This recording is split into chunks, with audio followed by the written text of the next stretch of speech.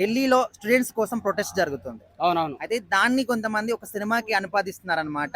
'బద్రీ' సినిమాలో హ్మ్. పవన్ కళ్యాణ్ గారి హీరో, ప్రకాష్ రాజ్ గారు విలను. ఓకే. కానీ రియల్ లైఫ్ లో మాత్రం ప్రకాష్ రాజ్ హీరో అవుతున్నాడు, పవన్ కళ్యాణ్ జీరో విలన్ అయిపోయాడు అని చెప్పేసి స్టూడెంట్స్ విషయంలో అంటున్నారు. సో మీ ఒపీనియన్ ఏంటన్నా? ఇప్పుడు పవన్ కళ్యాణ్, ప్రకాష్ రాజ్ చూసుకుంటే వాళ్ళు సినిమాల పరంగా పాజిటివ్, నెగిటివ్‌గా ఇద్దరు నటీనటులుగా సక్సెస్ మంచి సినిమాలు చేశారు. కానీ ఈ నిజ జీవితంలో కూడా సినిమానే కాకుండా ఈ ప్రకాష్ రాజ్ గారు ఇక ఎలాగైనా మన దేశ విద్యార్థులు కాబట్టి దేశ ద్రోహులైతే కాదు కదా. వాళ్ళ చదువుకున్న కష్టఫలితం వాళ్ళు ధర్నా చేస్తారు కాబట్టి ఈయన ఒక సమాజం పట్ల కొంచెం అవగాహన ఉండి సమానత్వంగా ఉండి మాట్లాడే మనిషిగా కొంచెం మద్దతు తెలిపాడు. అదేవిధంగా పవన్ కళ్యాణ్ గారు కూడా ఇప్పుడు ఆయన సినిమాలు అలాగే ఉంటాయి. ఆయన దేశం పట్ల కానీ ఈ ప్రజల పట్ల కానీ ఒక రాష్ట్రానికి ఉప ముఖ్యమంత్రి, పైగా మళ్ళీ పవర్ స్టార్ పవన్ కళ్యాణ్ అంటే పలు రాష్ట్రాల్లో కొంచెం అభిమానులు ఉంటారు కాబట్టి, అందులో విద్యార్థులు ఉంటారు కాబట్టి పవన్ కళ్యాణ్ నుండి వాళ్ళు కోరుకున్నది ఏంటంటే కనీసం పవన్ కళ్యాణ్ గారు కొంచెం రాని పక్షంలో ఆయన ఒక మాట మద్దతుగా మనకు ప్రకటించి ఉండుంటే బాగుండే అనే ఉద్దేశపూర్వకంగా వీళ్ళు ఆ సటైర్లు ఆ విధంగా వీళ్ళు విమర్శించడం జరుగుతుంది తప్ప ఈ పవన్ కళ్యాణ్ హీరో జీరో కానీ ప్రకాశ్ రాజ్ హీరో అని కాదు. సమాజంలో ప్రశ్నించడానికి ముందుకు రాలేదు, మాట మద్దతు అనేది పవన్ కళ్యాణ్ గారు ఇవ్వలేదన్న విషయం పైన వీళ్ళు విమర్శలు చేస్తారు తప్ప అది ఎటువంటి కూడా తావు ఉండదు అన్న. దీనికి ఇంకా కొంతమంది ఏమంటున్నారంటే, ఇప్పుడు ఈయన మాట్లాడకపోయినా ఒకటే ఉంది, ఆయన మాట్లాడి అక్కడికి వెళ్ళినా కూడా ఒకటే ఉంది, అనవసరంగా అక్కడికి వెళ్ళి స్టూడెంట్స్ కోసం మాట్లాడకుండా కొంతమంది రెచ్చగొట్టే విధంగా మాట్లాడుతున్నాడు. లైక్ హిందూ మతాన్ని కావచ్చు, లేకపోతే పార్టీని లాగడం కావచ్చు. సో మాట్లాడి ఏం లాభం, స్టూడెంట్స్ కోసం కదా మీరు పోయిందని ఇంకొంతమంది అంటున్నారు. దానికి ఏం చెప్తారు? ఇప్పుడు ఈయన కూడా దేశ సమస్యల పైన ఆరా తీస్తూ ప్రశ్నిస్తుండు. ఒకరి గురించి అని కాదు, పలు రాష్ట్రాల గురించి ప్రశ్నిస్తుండు, వాళ్ళు దేశం గురించి ప్రశ్నిస్తుండు. అసంటప్పుడు ఈయన పోవడం అనేది తప్పేం కాదు. ఎందుకంటే ఈయన పోవడం తప్పు కాదు, మాట్లాడే విధానం. ఇప్పుడు మనము స్టూడెంట్స్ ప్రొటెస్ట్ కోసం పోయినాం ఆడికి. సో అప్పుడు ఏం మాట్లాడాలి? పేపర్ కోసము, స్టూడెంట్స్ కోసమే మాట్లాడాలి.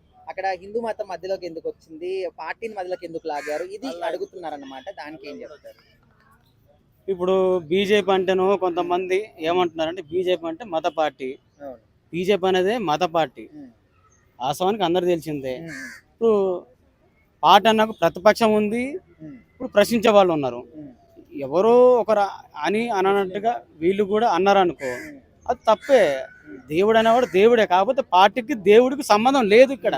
అంటే స్టూడెంట్స్ ప్రొటెస్ట్ కి ఈ మతం గురించి మాట్లాడడం ఎంతవరకు కరెక్ట్ అనేది అది కరెక్ట్ కాదు. నువ్వు ఏదైతే అన్యాయం జరిగిందో, పేపర్ లీక్ జరిగింది కదా, ఆ యొక్క మంత్రిని తొలగించాలని మీరు చేస్తున్న ధర్నా. ఇంకొకటి పేపర్ లీకేజ్ అయినందుకు మళ్ళీ పరీక్ష పెట్టడమా, లేకుంటే దానికి ఎవరైతే పాల్పడ్డారో ప్రభుత్వం శిక్ష పడేలాగా ఆ మంత్రి గారు రాజీనామా చేయాలని కోరుకుంటున్నారు. ఈ కోరుకున్న తరుణంలో ఈ మతం అనేది రాకూడదు, ఈ దేవుడు అనేది రాకూడదు. అన్న, మొత్తానికి ఈ సర్కిల్లో ఒకవైపు రాజకీయ నాయకులు, ఇంకొక వైపు పార్టీలు, ఇంకొక వైపు ఈ విధంగా రెచ్చగొట్టే వాళ్ళు, వీళ్ళందరిలో కూడా కొంతమంది స్టూడెంట్స్, ముసుగులో ఉన్నటువంటి కొంతమంది అల్లరి మూకలు, వీళ్ళందరి మధ్యలో అమాయకులైనటువంటి స్టూడెంట్స్ మాత్రం అన్యాయం అయిపోతున్నారు. వాళ్ళు కొడుతున్నారు, వాళ్ళు చచ్చిపోయే స్టేజ్ లో కూడా ఉన్నారు కొంతమంది. చూసాము. న్యాయం జరగాలంటే వాటికి ఎట్లా ప్రభుత్వం చర్యలు తీసుకోవాలంటే, పేపర్ లీకేజ్ అయింది, ప్రధానమంత్రి గారు తెలుసు, ఆ మంత్రి గారు తెలుసు, కేంద్రం అందరికి తెలుసు, రాష్ట్రం మొత్తం తెలుసు, అక్కడ ధర్నా జరుగుతుంది. మీరు ఏం చేయాలి? వాళ్ళు ధర్నా శాంతియుతంగా చేస్తున్నప్పుడు మీరు కూడా ఆ శాంతియుతంగా చేస్తున్న తరుణంలో మీరు కూడా శాంతి వహించాలి. పోలీసులు కానీ ప్రభుత్వం కానీ వహించాలి. వాళ్ళ నియమాలు ఏమున్నాయో, వాళ్ళ డిమాండ్లు ఏమున్నాయో వాటికి తల ఉంచాలి. ప్రభుత్వం అన్నాక తప్పు చేసింది కాబట్టి ఆ మంత్రి గారిని తొలగించడమా, లేక విద్యార్థులకు న్యాయం చేయడమా, అవి చేయాలి. కానీ ఈ దాడులు అనేది వీలు చేయడం, మళ్ళీ ఈ విద్యార్థుల్లోనే సివిల్ డ్రెస్లో ఉన్న వాళ్ళు కూడా వాళ్ళు మనం కొట్టుకోవడం, అదే ఎక్కడిది? విద్యార్థులు అన్నాక అందరం విద్యార్థులు ఐకమత్యంగా ఉంటాం. ఇప్పుడు నువ్వు నేను కొట్టుకుని ఉంటే నువ్వు ఎవరు నేనెవరు? అది చాలా తప్పిదం. ఇది ప్రభుత్వం నుండి చేసిన పనే. ఇది 100% ప్రభుత్వం చేసిన పని. ఇంకొకటి, ఈ పోలీసులు వీళ్ళు కూడా లాఠీచార్జ్ చేయకూడదు. అక్కడ అమ్మాయిలు ఉన్నారు, అబ్బాయిలు ఉన్నారు, పసిబాలు ఉన్నారు, ఎంతో మంది తల్లిదండ్రులు కూడా చాలా మంది నా కొడుకు నా బిడ్డ ఏమవుతుందో వచ్చిన వాళ్ళు ఉన్నారు. వాళ్ళను బారికేడ్లు పెట్టి విచిత్రహితంగా వాటరు బుల్లెట్లు, రబ్బర్ బుల్లెట్లు ఆ విధంగా కొట్టడం అనేది చాలా తప్పిదం. ఇటువంటి ప్రభుత్వం దేని మీద చేయాలి? మీరు ఈ పోరాటం పాకిస్తాన్ మీద చేయాలి. మీరు మీకు అంత సాధన అయితే ఇది బీజేపీ ప్రభుత్వం ఏదైతే ఉందో దేశం మీదకి మన మీద ఎవరికి పాకిస్తాన్ ఎప్పుడు వస్తుంది కదా, ఇదే ఆలోచన, ఇదే పట్టున, ఇదే ధైర్యము పాకిస్తాన్ మీద చేయండి.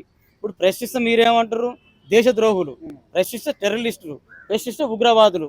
ఇప్పుడు వీళ్ళు ఉగ్రవాదులా? కాదు.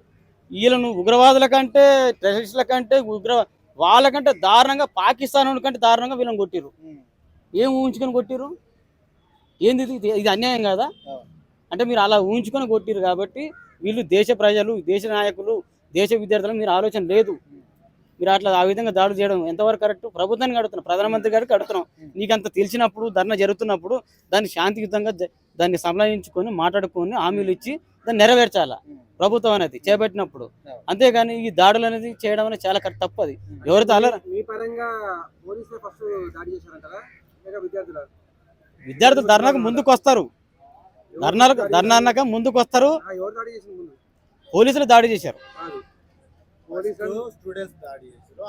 స్టూడెంట్ల ఉన్న అల్లరిముఖ దాడి చేసిండు. స్టూడెంట్లో ఉన్న ఒక అల్లరిముఖలను కావాలని జత చేర్చి మీరు అందులోకి వెళ్ళి గుంపులోకి వెళ్ళి గోవిందలకు ఒక రాయి వేయండి అని చెప్పేసి జై శ్రీరామ్ అంటే కూడా అన్నాడంట. మరి ఆ దేవుడికి దానికి దీనికి సంబంధం లేకుండా వాడు చేసిన అనే రతంగానే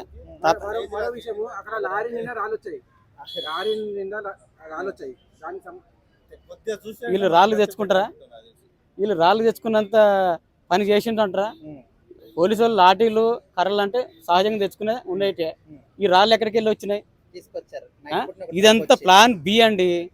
ఇదంతా ప్లాన్ బి ప్రకారం జరిగింది.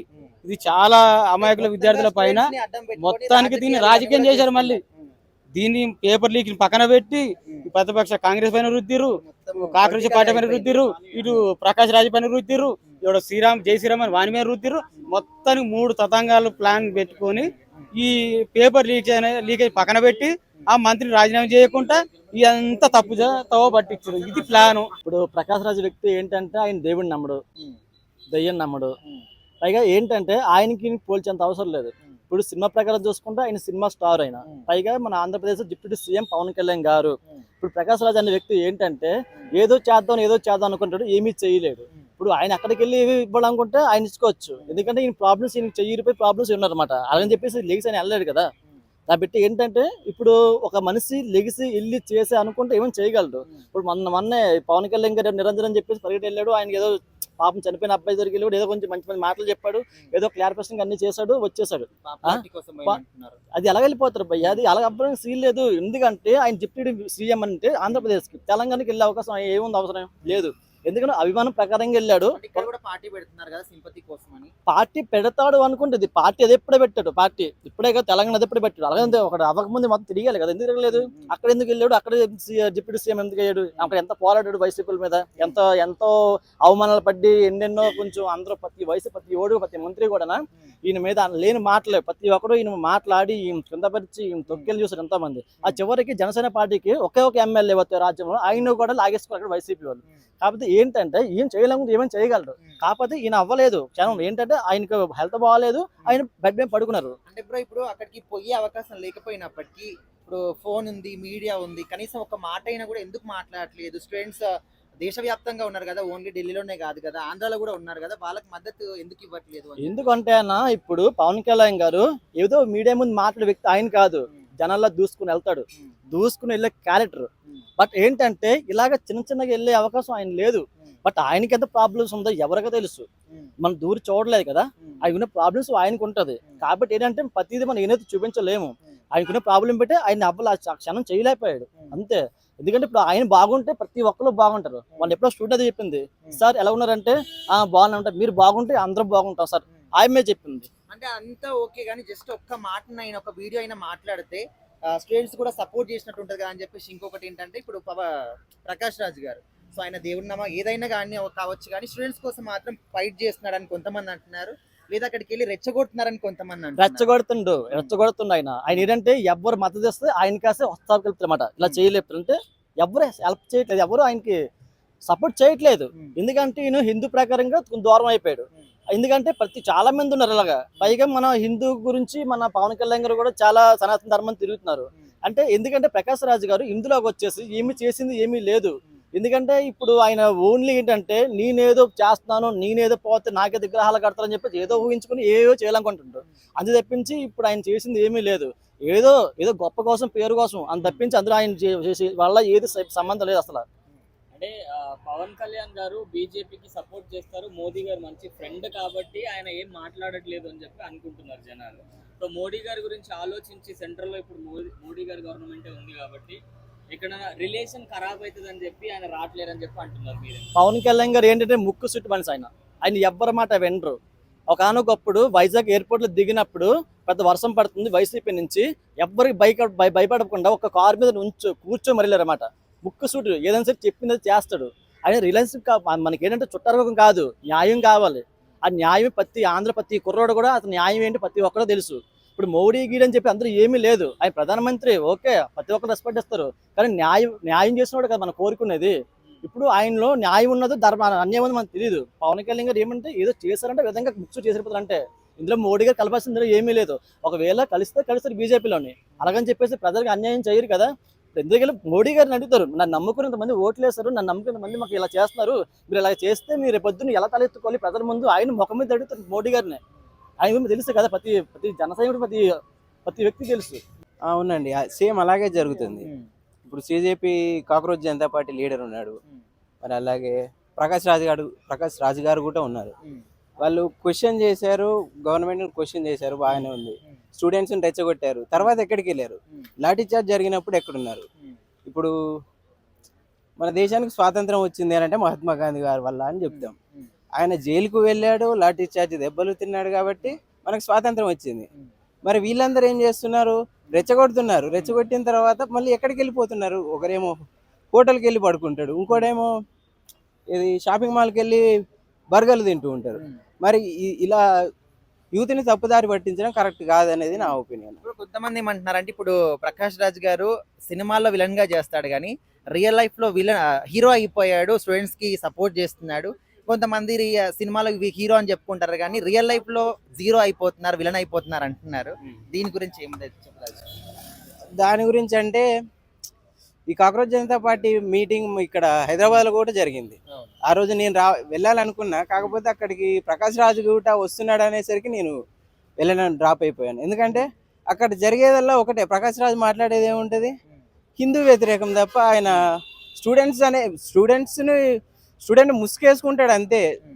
మళ్ళీ తర్వాత సెక్యులర్ అంటాడు. అంతకుమించి ఆయన మాట్లాడే మాటలు మాత్రం మొత్తం హిందూ వ్యతిరేకమే. హిందువులు ఆయన స్టేజ్ పైనకి వెళ్ళినప్పుడు చాలా మంది హిందువులను టార్గెట్ చేసి మాట్లాడలేదు అని చెప్పేసి టార్గెటింగ్ చేసి మాట్లాడుతున్నారు. నిజంగా ఆయన మాట్లాడ మీరు వీడియోలు చూసే ఉంటారు. చూశాను. జై శ్రీరామ్ నై బోలుంగా, జై సంవిధాన్ బోలుంగా అని అంటాడు. దానికి అర్థం ఏంటిదండి? అసలు ఎంతమంది అని అంటారు. ఇప్పుడు భరతమాతకు ఆమె కట్టుకున్న చీర కాషాయం రంగు కాబట్టి ఓన్లీ బీజేపీ వాళ్ళ కోసమే ఈ భారతమాత అని అంటారు. భరతమాత అంటే ఎవరు? ఈ భూమి, ఈ దేశం, అందరికీ ఆమె తల్లి, అంతే తప్ప ఓన్లీ హిందువుల కోసమే, ఓన్లీ ఆర్ఎస్ఎస్ కోసమే, ఓన్లీ ఇలా అని అదేం లేదు. ఓకే బ్రో, ఓవరాల్ గా స్టూడెంట్స్ కి న్యాయం జరగాలి అంటే ఏం చేయాలి, ఎవరేం మాట్లాడాలి? స్టూడెంట్స్కి న్యాయం జరగాలని అంటే ఇప్పుడు కాక్రోచ్ జనతా పార్టీ ప్రొటెస్ట్ చేస్తుంది. వాళ్ళ మెయిన్ ఎజెండా ఏంటిది? ధర్మేంద్ర ప్రధాన్ రిజైన్ చేయాలి. రిజైన్ చేస్తే ఓకే, సరే రిజైన్ చేశాడు అనుకోండి, నెక్స్ట్ ఇయర్ అంటే మళ్ళీ నీట్ పేపర్ లీక్ అవ్వదని ఏమన్నా లేదు. ఇప్పుడు సేమ్ పంజాబ్లో కూడా ఒకటి పేపర్ లీక్ అయిందని అంటున్నారు. మరి ఇట్లా పేపర్లు అనేవి లీక్ అవుతూనే ఉంటాయి. అవి అవ్వకుండా ఉండాలంటే కొత్తగా వేరే ఇంకేమైనా రూల్స్ తీసుకురావాలి, కంప్యూటర్ బేస్డ్ టెస్ట్ పెట్టాలి, ఇలాంటివి చేంజెస్ చేయాలి తప్ప పర్సన్ చేంజ్ చేస్తే మాక్సిమం అక్కడ ఎలాంటి చేంజ్ రాదు. అభిజిత్ గారు ఏమన్నారంటే, ఒకవేళ ఈ మినిస్టర్ ని గనక రిమూవ్ చేస్తే, రిజైన్ చేయిస్తే సిస్టమ్ మొత్తం బాగుపడుతుంది. ఎందుకంటే వీళ్ళు మినిస్టర్ నే వదలలేదు, మన ఆఫీసర్లు ఎంత అని చెప్పి భయపడి వర్క్ చేస్తారు వీళ్ళు అనే ఉద్దేశంతో వాళ్ళు ప్రొటెస్ట్ చేస్తున్నారు. అవును, అది కూడా కరెక్టే కానీ ఇప్పుడు నా ఒపీనియన్ ఏంటంటే, సరే ఓకే, ఇప్పుడు బీజేపీ మినిస్టర్ ఆయన ధర్మేంద్ర ప్రధాన్ని రిజైన్ చేయమంటున్నారు. సేమ్ అలాగే పంజాబ్లో కూడా పేపర్ లీక్ జరిగింది. అక్కడ ఎవరు రెస్పాన్సిబిలిటీ తీసుకుంటారు? దాని మీద కూడా మాట్లాడాలి కదా. ఓన్లీ బీజేపీ మినిస్టర్ని రాజీనామా చేయండి అని అంటే ఓన్లీ టార్గెటెడ్గా బీజేపీని అపోజిషన్ మాత్రమే ఇక్కడ ఉందని. ఆయననే రాజీనామా చేపిస్తారు కానీ ఆయననే చూసుకోవాలి కదా బ్రో. అవునవును ప్రతి ఏ స్టేట్ కి పోయినా కూడా ఆయనే చూసుకోవాలి. అవునవును మరి ఆయన చూసుకోవాలన్నప్పుడు ఆయన్నే రిజైన్ చేయాల్సింది. ఎక్కడో పంజాబ్ లో జరిగిందంటే ఈయన మీదనే పడుతుంది కదా అది కూడా. అవునండి. పేపర్ లీక్ అనేది ఎలా అంటే ఇప్పుడు నేను 24 అవర్స్ దానికి సెక్యూరిటీ కూర్చోలేను, నేననే కాదు ఎవరైనా కానీ కూర్చోలేరు. పేపర్ లీక్ ఎవరు చేస్తారండి? డబ్బుల కోసం. ఎలాగైనా అవుతుంది పేపర్ లీక్ అనేది. దాన్ని అలా జరగకుండా ఉండడం కోసం కంప్యూటర్ బేస్డ్ టెస్ట్, లేకపోతే ఇప్పుడు యూపీఎస్సీ ఉంది, అలాంటి స్టాండర్డ్స్ ఉన్న బోర్డులో లీక్ అవ్వదు కదా. అలాంటి చేంజెస్ తీసుకొని వస్తే బాగుంటుంది, అంతే తప్ప పర్సన్ చేంజ్ చేస్తే మాత్రం జరుగుతుంది అంటే ఓకే పర్లేదు, పర్సన్ కూడా రిజైన్ చేయాలి. రిజైన్ చేస్తేనే నెక్స్ట్ కాంగ్రెస్ గవర్నమెంట్ వచ్చినా కానీ వాళ్ళకు కూడా కొంచెం భయం ఉంటుంది. ఎగ్జామ్స్ అన్ని కూడా డిజిటల్ చేయాలంటారు. అవునవును.